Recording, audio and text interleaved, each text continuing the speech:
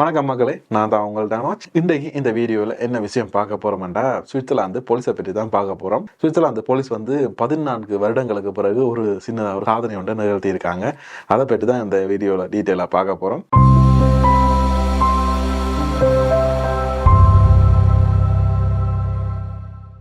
அதாவது நீங்கள் சுவிட்சர்லாந்தில் இருக்கிறவங்களா இருந்தால் கண்டிப்பாக தெரியும். இங்கே யாருக்கு பயப்படுறீங்களோ இல்லையோ, சுவிஸ் போலீஸுக்கு கூடுதலாக எல்லாருமே பயப்படுவாங்க. இன்னத்துக்காண்டி என்று பார்த்தீங்கன்னா, அவங்க யாரையுமே துன்புறுத்த மாட்டாங்க. ஆனால் என்ன செய்வாங்கன்னு பார்த்தீங்கன்னா, ஃபைன் நான் போட்டு உங்களுக்கு காசாலேயே துன்புறுத்துவாங்க. அதாவது உங்களுக்கு துன்பத்தை ஏற்படுத்துகிற மாதிரி பில்ஸாக அனுப்பி கொண்டே இருப்பாங்க. ஸோ அதனால தான் இங்கே சுவிட்சர்லாந்து போலீஸுக்கு எல்லாருமே பயந்து இருக்காங்க. உடம்பு ரீதியாக துன்புறுத்தாட்டியும் மன ரீதியாக ரொம்பவே துன்புறுத்திடுவாங்க. ஸோ அந்த விஷயத்தில் சுவிட்சர்லாந்து போலீஸ் கடந்த 14 வருடங்களுக்கு பிறகு கடந்த வருடம் 2023ஆம் ஆண்டு 2 தடவை மட்டுமே அவளோட துப்பாக்கியை யூஸ் பண்ணியிருக்காங்க. அதாவது 2 தடவை அவங்க துப்பாக்கியை யூஸ் பண்ணி சுட்டிருக்காங்க. அதாவது கடந்த ஒரு வருட காலத்துல இது ஒரு 14 வருஷங்களுக்கு பிறகு இப்படி ஒரு நிகழ்ச்சி நடந்திருக்காமன்னு சொல்லி ஊடகங்கள்ல இப்ப வலுவா பேசப்பட்டு கொண்டு வருது. ஆனாலும் இது அந்த 2 தடவை யூஸ் பண்ணதும் என்னதுக்கு பார்த்தீங்கன்னா 2 மனிதர்களை கொல்றதுக்காகத்தான் யூஸ் பண்ணியிருக்காங்க. ஸோ அதை பார்க்க கொஞ்சம் டெரராகத்தான் இருக்குது. ஏன்னா யூஸ் பண்ணதே 2 தடவை, ஆனால் 2 இடத்துல 2 பேர் செத்துருக்காங்கன்றது கொஞ்சம் கவலைக்குரிய விஷயம்தான். அதையும்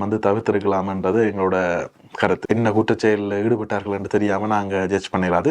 ஸோ அது அவங்களோட சிஸ்டம். ஆனா அந்த 2 தடவை தான் யூஸ் பண்ணிக்காங்கன்றதே ஒரு பெரிய ஒரு மகிழ்ச்சியான விஷயம் தான். ஏன்னு பார்த்தீங்கன்னா மற்ற நாடுகளோட ஒப்பிட்டு பார்க்க சட்ட ஒழுங்கு மிக சிறப்பாகவே இருக்குது. கிட்டத்தட்ட லோ அண்ட் ஆர்டர்ல இண்டெக்ஸ்ல 92க்கு மேலான சட்டங்கள் இருக்குது. அதாவது போலீஸ்ல சம்பந்தமான சட்டங்கள் 92க்கு மேலானது இருக்குது. அது உலக நாடுகளுடைய ஒப்புடைக்க ஹையஸ்ட் லெவல்லாம் இருக்கு. அந்த லிஸ்ட் உங்களுக்கு இதில் நான் போட்டு காட்டுறேன் பாருங்க. சுவிட்சர்லாந்து ஒரு ஹையஸ்ட் லோ அண்ட் ஆர்டர் இண்டெக்ஸ்ல இருக்கிற நாடு தான் சுவிட்சர்லாந்து. ஸோ அப்படிப்பட்ட ஒரு நாட்டில் இப்படியான வன்முறை செயல்கள் எல்லாம் குறைஞ்சிருக்கு. போலீஸும் இலகுவாக இருக்கின்ற மட்டத்தில் சுவிட்சர்லாந்து ஒரு மகிழ்ச்சியான நாளை தான் பார்க்க முடியுது. 2021-22 காலப்பகுதியில் கிட்டத்தட்ட 6 துப்பாக்கி சூட்டு சம்பவங்கள் பதிவாக இருக்கின்றன போலீஸ் மூலமாக. ஆனால் இதே சமயத்தில் இந்த ட்ரெஷர்னு சொல்லுவாங்க, எலக்ட்ரிக் கன், அது கடந்த வருடங்களை விட 2023 17 மடங்கு கூடுதலாக யூஸ் பண்ணியிருக்காங்க. ஆக மொத்தத்தில் என்ன செய்யறாங்கன்னு பார்த்தீங்கன்னா, மனிதர்களுக்கு துன்பம் விளைவிக்காததா, துன்பம் பண்ணா அது இது கொஞ்சம் வேதனை தான். ஆனா கொல்லாமலோ அவர்கள் சுடாமலோ காயங்கள் ஏற்படுத்தாமல் கைது செய்வதில் சுவிஸ் கூடுதல் நாட்டம் காட்டுறாங்க. இப்போ என்னென்னு பார்த்தீங்கன்னா, ஒருவரை கைது செய்யும் போது அவரை சுட்டு பிடிக்காம அந்த ட்ரெஷர்னு சொல்லுவாங்க, எலக்ட்ரிக் கன், அதன் மூலமாக கைது செய்வது அப்படின்னு சொல்லி சுவிஸ் போலீஸ் கொஞ்சம் மனிதாபிமான அடிப்படையை பார்க்கறது கொஞ்சம் கூட. இப்போ இந்த மின்சார துப்பாக்கியை யூஸ் பண்ணுறது குறைவாக இருக்குன்னு சொல்லி 2022 சொல்லியிருந்தாங்க. அதாவது நியூஸ்ல கூடுதலாக வந்துருந்துச்சு. அதுக்கு இப்போ ஒப்போசிட்டாக மாறி நடக்குது. இப்போ அதை கூடுதலாக யூஸ் பண்ணி கொண்டும் ஆயுதத்தை அதாவது துப்பாக்கி தோட்டாக்களை குறைவாக யூஸ் பண்ணுறதும் இப்போ மாறி நடக்குது. இது ஒரு வரவேற்கத்தக்க விஷயம் தான். இந்த துப்பாக்கி கலாச்சாரம்ன்றது கொஞ்சம் கொஞ்சமாக இல்லாமல் போயிடும்.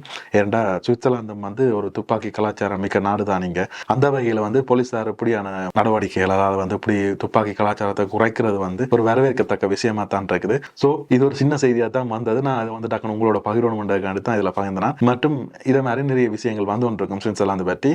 அதில் நீங்கள் தொடர்ந்து பார்க்கணும்னா நீங்கள் செய்ய வேண்டியது ஒன்று தான், தானோஜ் சேனலை சப்ஸ்கிரைப் பண்ணி வச்சுக்கொள்ளுங்க. மறக்காம உங்களுக்கு பிடிச்சவங்களுக்கு இந்த நியூஸ் பிடிச்சிருந்தா அனுப்பி ஷேர் பண்ணி எங்களுக்கும் சப்போர்ட் பண்ணுங்க. மீண்டும் ஒரு வீடியோவில் உங்களை சந்திக்கும் வரை உங்களிடம் விடைபெற்றுக் கொள்வது உங்கள் தானோஜ். நன்றி, வணக்கம்.